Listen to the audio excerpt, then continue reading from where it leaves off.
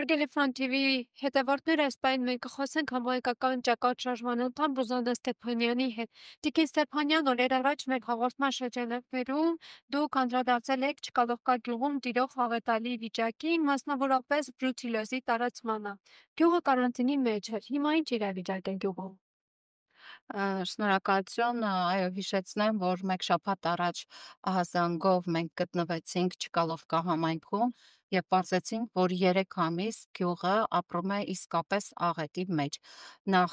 վարակվել է գյուղի բոլոր խոշոր ավարակվել են խոշոր եղջերավոր անասունները, ապա անասուններից այդ վարակը անցել էր մարդկանց։ Ահազանգը նրանում էր, որ անտերություն է, որևէ մեկը չի արձագանքում, որտեղ որ դիմում են, պատասխան չեն ստանում եւ այդ ողջ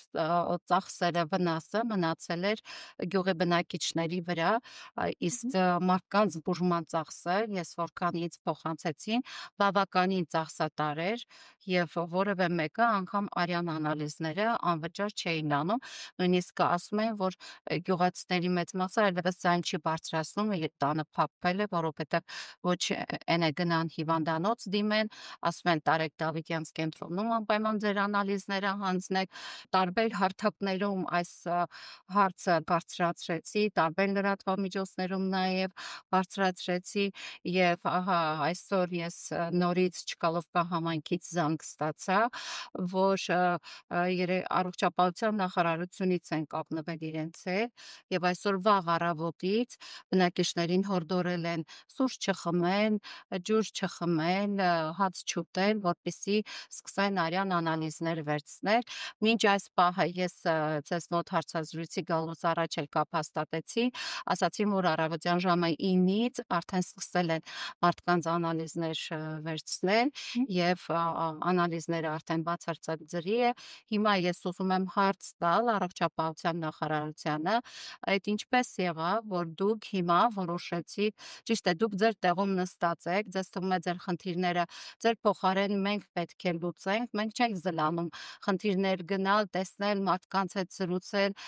բերել, բարձրաձայնել, ինչու՞ չէ նաև այդ խայտառակ վիճակը ներկայացնել, իրենց անգործությունը ներկայացնել, մենք չենք զլանում, բայց այդ ինչպես եղավ, որ դուք մի ամբողջ գյուղ 3 ամիս գյուղի ելումուտը փակվել է, կարանտինի մեջ է հայտնվել, դուք միայն այս մեծ աղմուկ աղաղակից հետո որոշեցիք, որ դուք ի վիճակի եք գնաք այդ գյուղի բնակիչների անալիզները անվճար անել։ Երբ որ մարդիկ ձեզ դիմում էին, ասում եք, մենք այդ անալիզը չունենք Տարեկ Դավիթյանց կենտրոնում։ Հիմա այդ ինչպես եղավ էլի, որ դուք որոշեցիք, լավ է, որ որոշեցիք գնաք, բայց այդ մեծ աղմուկից ձեր խայտառակությունը ներկայացնելուց հետո իհարկե որոշեցիք։ Հիմա դիմում եմ նաև կառավարությանը, ով պետք է փոխհատուցի այդ մարդկանց վնասները։ Նրանք, ովքեր այս ընթացքում ստացել են բուժումներ իրենց անձնական գրպանից, նրանք, ովքեր զրկվել են իրենց խոշոր եղջերավոր անասուններից, չէ՞ որ այդ մարդիկ վարկի տակ են, վարկով են վերցրել այդ անասունները։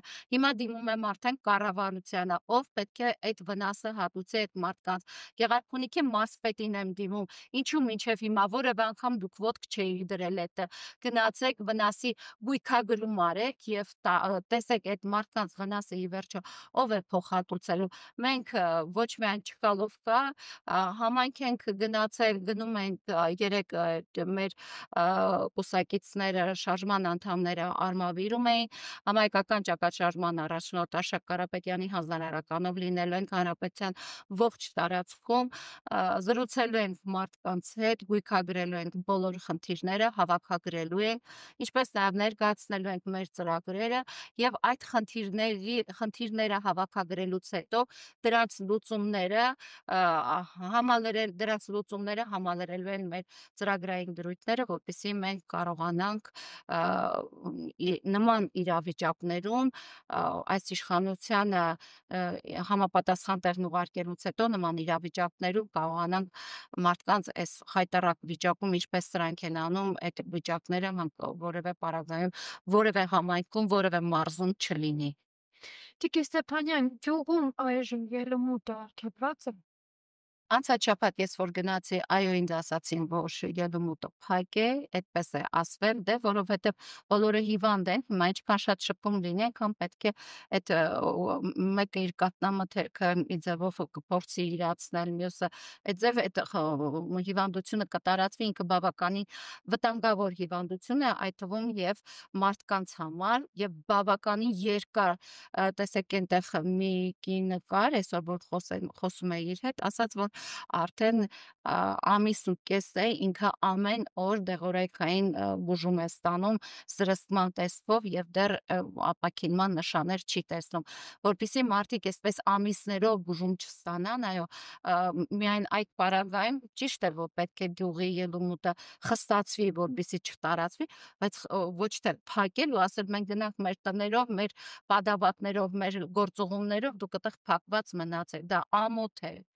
Դա իրենց անգործության, իրենց ոչ կոմպետենտ լինելու, դրա համար գյուղնախարարությունը փակեցին, որովհետև իրենց թվում էր, որ այս խնդիրները այդպես պիտի գյուղերը փակելով գնան, սա էլ դպրոցները փակում եք, գրադարանները փակում եք, հիվանդանոցները փակում եք, այս էլ գյուղ է, այստեղ մարդիկ են ապրում, ոնց կարելի է։